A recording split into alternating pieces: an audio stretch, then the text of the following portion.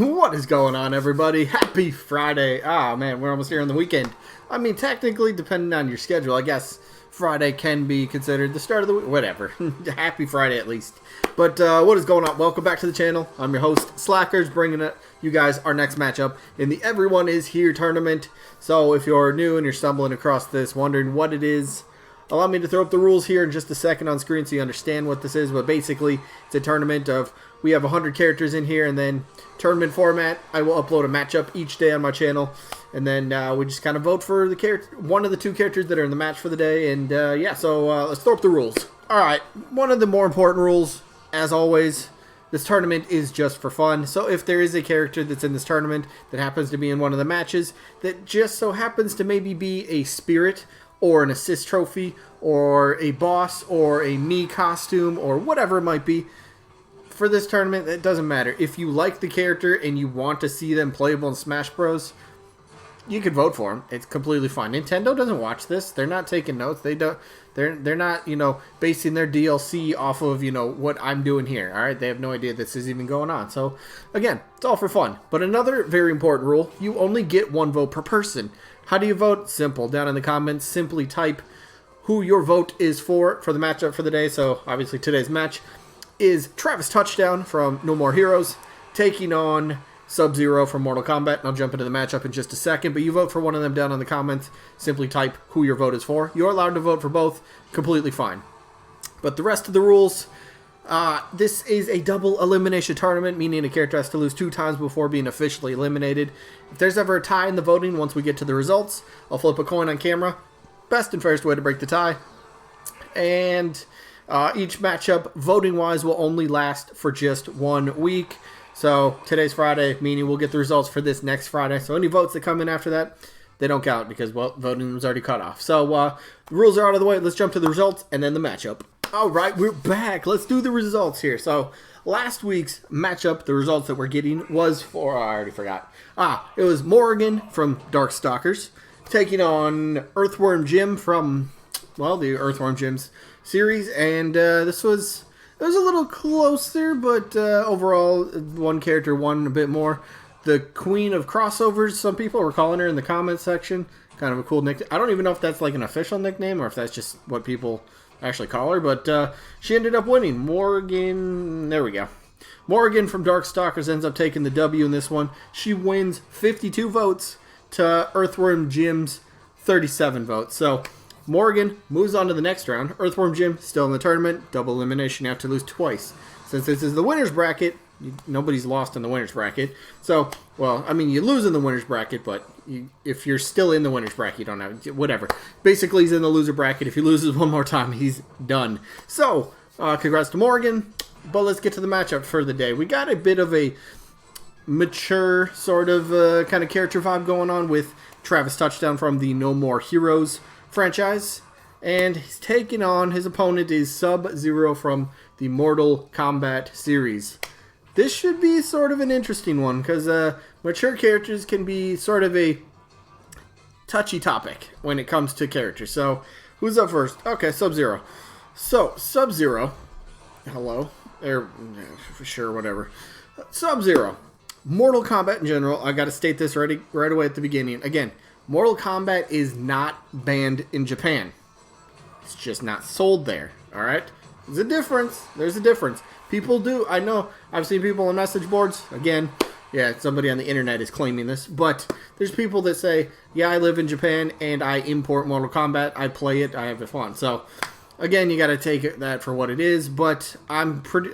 I'd be open to the idea that somebody does, in fact, import Mortal Kombat and ends up playing it over in Japan. I can believe it. So, again, it's not banned. So, therefore, just because it's not sold there, I get the whole argument that it's not sold there, it's not big in Japan. Why would they make sense for Smash Bros? Well, first of all, it is Mortal Kombat. When you talk video games, when you talk iconic franchises and series that have spanned decades at this point, that have had like numerous titles to their franchise. What, Mortal Kombat 11 just came out earlier this year on the Switch. So, I mean, this franchise has been around forever. Has so many classic, iconic characters. It is a fighting game. And I think that's where people get hung up on it, because Mortal Kombat definitely known for the blood and gore and the violence that it pertains in the game. Which, okay, that's your style. But if you're going to be added into Smash Bros., got to remember that, like, the blood effects, stuff like that, broken bones, the little X-ray attacks or something like that, obviously that's not going to be put into the moveset. He'll still have the punches, he'll still have the kicks, he'll still have the ice attacks. He'll still be doing all that sort of stuff, just without the added violent effects of them. So you could still make it work. He'd just be another fighting game character. It sounds so generic, but I don't mean it to sound like that. But he's a fighting game character who has a fighting moveset that would be in Smash Bros. Minus the extreme violence part, which I think can work very well, honestly. I think anybody from Mortal Kombat, Scorpion, Sub-Zero, Raiden, Sonya, but anybody can really work, honestly.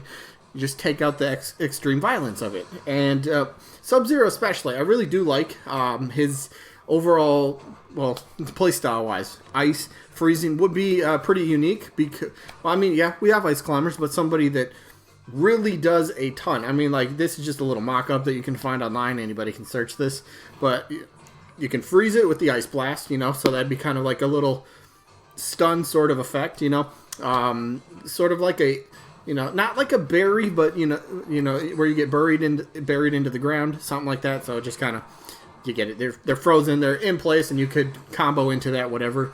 Got the ice slide, got an ice clone, which would be awesome. Just kind of make a little clone of himself, so it's like an obstacle. Maybe you can even pick it up and throw it like you can in Mortal Kombat. So it's an extra sort of projectile. You could even use it as a platform. Maybe if you jump off it once, it just kind of breaks apart and whatever it is. Ground ice jumps up, freezes the part of the ground, so maybe it kind of becomes a bit more slippery, so the tripping hazard can come into play again. Woohoo, yeah, everybody loves tripping. But I'm just saying, there's stuff out there. The moveset kind of speaks for itself. It does what it needs to do. It just works. So I like Sub-Zero. I like Mortal Kombat. I've played it since, Mortal Kombat 2 on the Super Nintendo, I think. That was the first time I bought my first, I'm pretty sure it was Mortal Kombat 2. I bought it on the Super Nintendo. I actually bought it from a garage sale when I was, how old would I, 6 or 7? Of course, I had to ask my mom to buy it, but she said, okay, that's fine, whatever. Ended up buying it for $10 at a garage sale, and ever since then, love the franchise. But look, if you're going to talk fighting franchises, there might not be any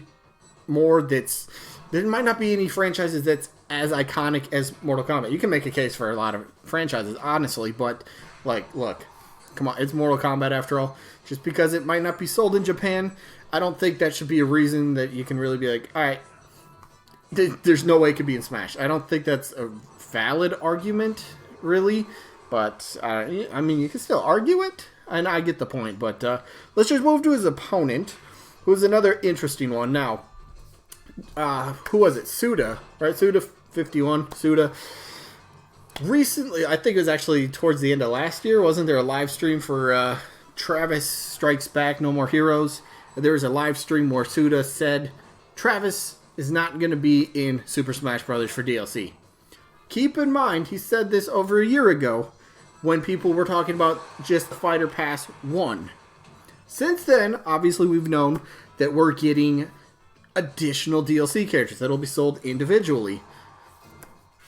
That really opens up the book. It opens it up to, anybody. So, look, Suda, Sakurai, they're friends. They're friends. They've stated that before. It's been stated that they would like to see Travis in Smash Bros. Maybe that topic gets revisited. No More Heroes 3, that's coming out, right? That's still being made, I think. I don't follow it too often, but I'm pretty sure that's coming out. I really should look at that. There were fun games. I owned the first two. I didn't have Travis Strikes Back though. I didn't buy that one, but I enjoyed the first two. He'd be a very fun user. Again, he's got a bit more of the mature sort of vibe to the character, but look, he's got the beam katana, so yippee, we got another sword user. I suppose, yeah, you could look at it like that, but it's more than that. No More Heroes 2, he did wield 2 beam katanas, so essentially he could be the first dual-wielding swordsman. So there in itself, wow, okay. But there in itself could make him a bit more interesting. So you can really kind of make the moveset a bit more diverse by adding a second weapon, honestly. Yeah, I mean, it's not just a typical copy-paste sword user. There's much more to this character. Honestly, also, he's been a character that does get requested quite a bit for Smash Bros. Obviously, around the Wii with Smash Bros. Brawl, it's when a lot of people are like, all right, yeah, we'd like to see this character. Put him in Smash Bros. People want him in Wii U 3DS. Didn't happen. People still wanted him for Ultimate.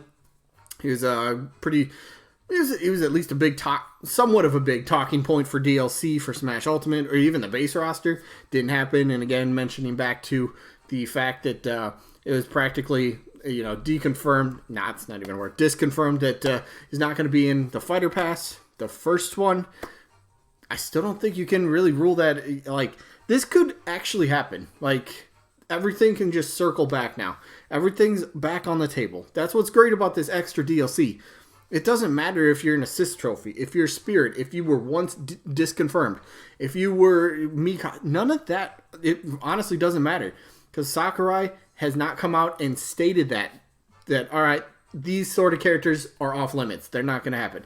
He hasn't stated that. He really hasn't. And that's what's great about it. Yes, he did mention about bringing new worlds into Smash Bros. To just continue this big, I don't know, evolution. That's not even the right way to put it. But just the big continuation of just all these franchises just coming together into one game, which is so awesome. And both these characters, honestly, Mortal Kombat, there's no representatives. Travis Touchdown, no more heroes. There's no reps.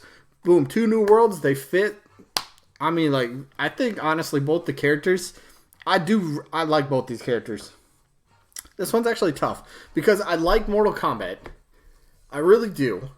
And Sub-Zero would be very cool. No pun intended, but it would be very cool with the whole ice sort of mechanic in his moveset, obviously, because that's what he has and that's what he uses. But, the freezing stuff would be really cool to see. But I think I'm actually going to vote for Travis Touchdown in this one. Travis gets my vote for this one. Yeah, Travis is getting my vote. I like the character. I like both characters, but yeah, I guess it kind of comes down to, I suppose I'd rather have Scorpion a bit more than I'd rather for Sub-Zero. So Sub-Zero is not the number one character I'd want to see for Mortal Kombat. So I guess that's kind of why I'm not voting Sub-Zero. But it is what it is. I'm voting Travis Touchdown. So let me know who you guys got down in the comments. You going to go with Travis? Or you going to go with Sub-Zero? Either way, it's fine. And you can vote for both. But remember, only one vote per person. That is going to be it for this one. So a little sneak peek for tomorrow. Ooh, tomorrow will be an interesting one. Heavy weapons guy. Team Fortress. Alright, that should be okay. He's taking on Doomslayer. Another character that's been talked about quite a bit over the past couple months. Still is to this day, honestly. So that'll be the matchup. That should be a good one. And then we'll get the results of Shovel Knight and Rayman. That'll be a fun match as well. That'll be fun to see who wins that. Winner of that takes on Morgan in the next round. So there we go. All right, but that is it for this one. I hope you guys enjoyed. Hopefully we'll catch you guys on the next one. Peace out, everybody.